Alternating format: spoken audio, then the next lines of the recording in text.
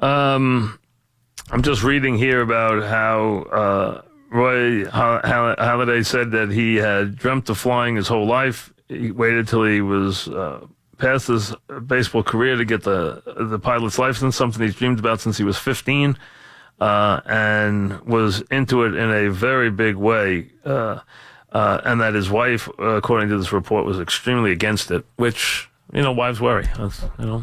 They do. All right. We mentioned Nelson Figueroa was coming up. He spent time in his career with the great Roy Halladay, who passed away today and tragically at the age of 40, and he joins us now. Nelson, welcome. How are you? I'm okay. Just in shock, really. I think the whole baseball world is. I think you see the outpouring of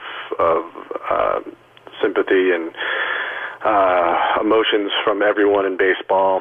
This is a guy who, whether you were a teammate, whether you were an opponent, you had nothing but the utmost respect for one of the greatest pitchers of our generation, and really defined a generation where everybody else is kind of pushing towards, just getting through ball games. This guy would go out there, and it was a heavyweight championship bout to him, and he was not going to lose a fight. He was one of the best competitors I have ever been around, a guy who, in between his starts, put in so much work, both physical preparation, mental preparation, and his side work was second to none.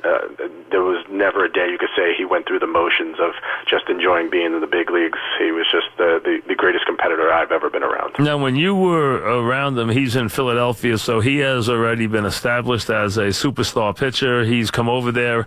He's already, in 2010, had a great year, and now this is 2011. Tell us the player you encountered.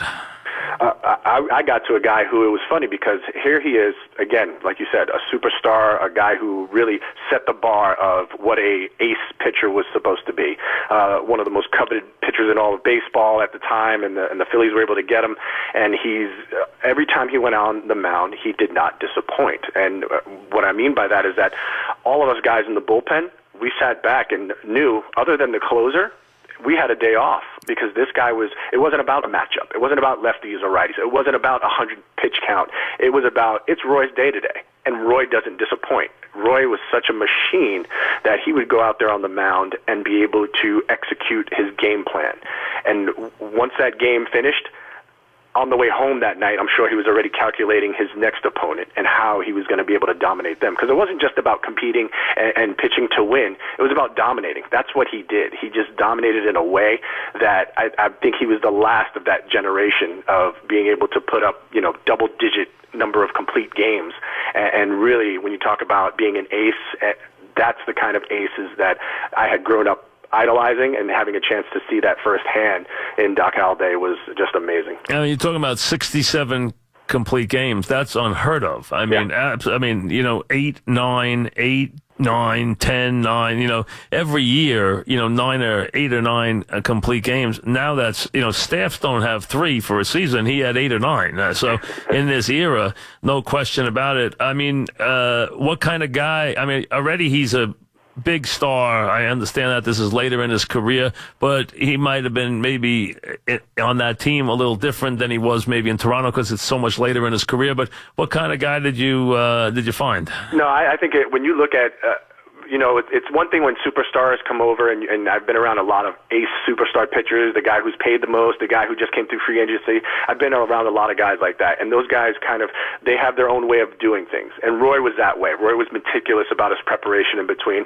He was the first guy I ever saw, athlete, who slept in an oxygen chamber to kind of help with the recovery because he would throw so many pitches and work his body to the extreme. But there was other things about him, little intangibles, where he was always still trying to learn. I know it sounds crazy, but he was also a teacher, a very good teacher of the game. I mean, he was a high school pitching coach up until his time of his death now with his son's high school team. But I remember Jamie Moyer would play catch with him. And here you have, one of the best in the game at the time, and Jamie Moyer, who was about 44 years old at the time, and Moyer was kind of teaching him things, and he was teaching Moyer things at the same time, just in their games of catch, how to cut the ball, how to sink the ball, how to throw a better changeup. He he admired Jamie Moyer the way that he would challenge people with a changeup. That's something that's not really heard of. You always hear about people challenging guys with fastballs, with the 100-mile-an-hour fastballs. Roy didn't have a 100-mile-an-hour fastball. He had a ball that would constantly cut. He could pitch to the inside and outside with it. He couldn't throw to the upper part of the strike zone, that that four-seam fastball to get the swing and miss. So he didn't even bother pitching up there. He was at the knees and all around the zone with pinpoint precision. And one of the things he wanted to learn was how to throw that changeup that Jamie Moyer did. And Jamie would work with him, and Jamie actually learned how to throw a cutter because of Roy Halladay. So those two guys are going back and forth in their days of preparation. For me, I got a chance to sit there, and I would go and watch his bullpen sessions. I would go down with the pitching coach and the bullpen catcher, and we would sit and watch. I would watch every single pitch he would throw and just try to pick up on how he could repeat his delivery so effortlessly. And it wasn't just about, we hear, especially nowadays, mechanics. For him, it was about the release point. It was about executing that pitch and making it even better on the next pitch. If he wanted it to be 2 inches outside, it wasn't 5 inches outside. It was 2.5 inches outside. He was able to make his mistakes. Just make little mistakes. It was never big mistakes that he made. And the following year, of course, it was towards the end of his playing career. But that year in 2010, the perfect game. I have one story for that. The perfect game. Yep. We were in Miami, and I'm the guy who they were like, hey, Roy's going up in the eighth. You want to throw a little bit, get up on the mound. I'm like, not doing it. I know what's going on. I can see the scoreboard. So you knew we had a perfect game, right? Ninth inning happens. I'm playing catch with the outfielders because they said if you don't get in, you might start this weekend. So go ahead and get on the mound, a little touch and feel. And I'm like, it ain't happening. I played catch with the outfielders. All of a sudden, Roy cruises through the ninth inning. He throws the perfect game, and we all go running on the field. We're all going crazy. It was unbelievable that he was able to do it, and I'll never forget it. But Dennis Baez, who was at the time one of our back-end guys, closer type, he was standing in the bullpen the whole time, and he didn't realize what was going on. He's like, where's everybody running to? He's like, he threw a complete game. He always throws a complete game. And he had no idea that it was a no-hitter until we got inside the clubhouse, and we're sitting there, and everybody's high-fiving him. The owner of the Marlins sent over a bottle of champagne and the mound. They actually dug out the rubber and sent it over to Roy. And he was in the locker next to him, and he's looking at it, and he's like, oh, my God, all this for a complete game? And he goes, no. He goes, what was it, a no-hitter? And they go, no, not a no-hitter, a perfect game. Like, you were oblivious because you expected that kind of thing almost every time he went out there, that he was so good at going so deep into the ball game that it became commonplace. But that day was so amazing. And what did he do after that?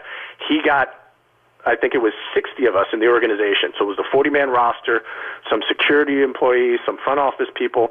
He bought these watches and had them engraved on the backside with the box score, the line score of the game, and it had all the zeros, had the 3 zeros in the runs, errors and hits column, and on the back and on the box that it came in a World Series box, a World Series ring box. It said, "Couldn't have done it without you. Thanks, Roy Halladay." Very nice. Really, one of the classiest individuals I have ever been around, and he was a guy that really stood tall in the game for me, and that I remember in my career. We're talking about a guy here, and we're talking about Nelson Figueroa, remembering the tragic passing of Roy Halladay. And this is a guy who, we talked about watching Verlander this year and what he did, which was terrific. Roy Halladay threw a no-hitter in a playoff game. Not that long ago, threw a no-hitter in a playoff game.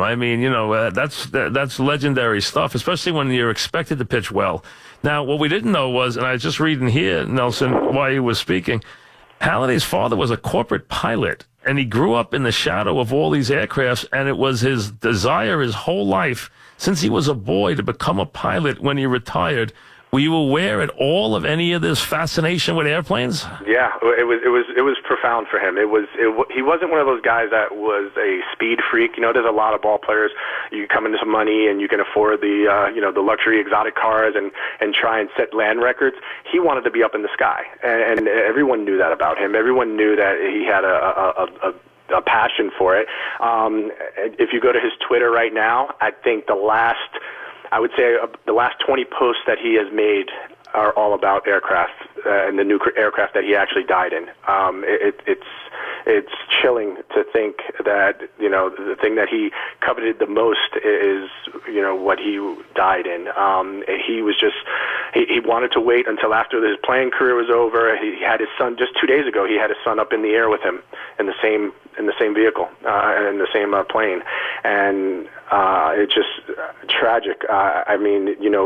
He bragged about how easy it was to fly and how much he was enjoying flying this new plane. It was a brand new model, 2018 model, and he took it up and down at will. It was a two-seater seaplane, and just to see the pictures, even I think the header photo for his Twitter is of the plane still.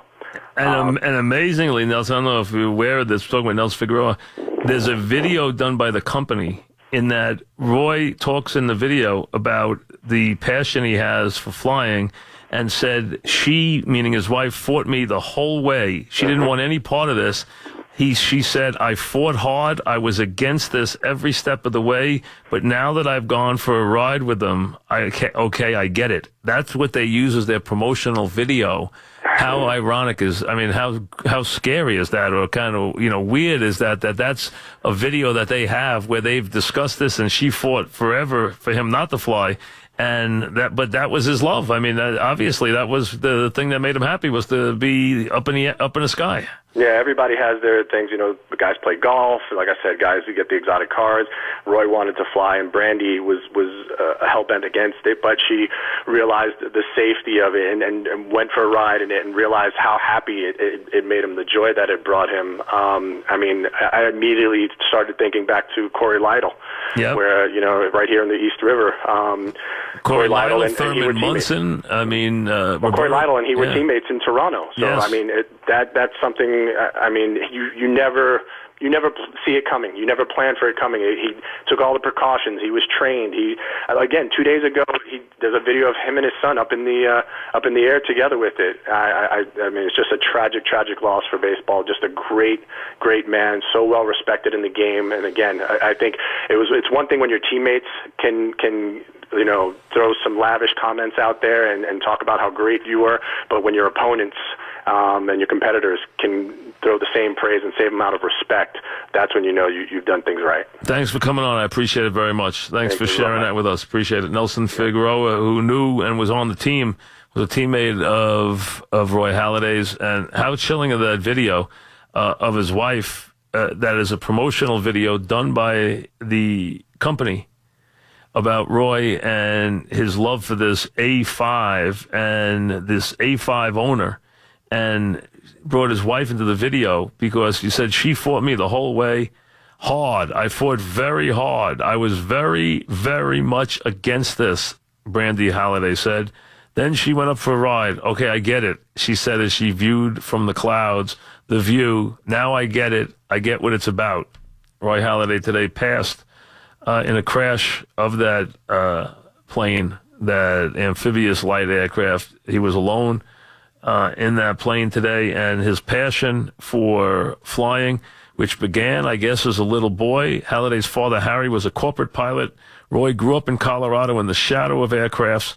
He talked his whole life about when his career ended in baseball, that he would become a pilot and really feed his passion finally for flying. I've been dreaming about flying since I was a little boy, but it's only something I've become once I retired from baseball. He recently told Seaplane magazine.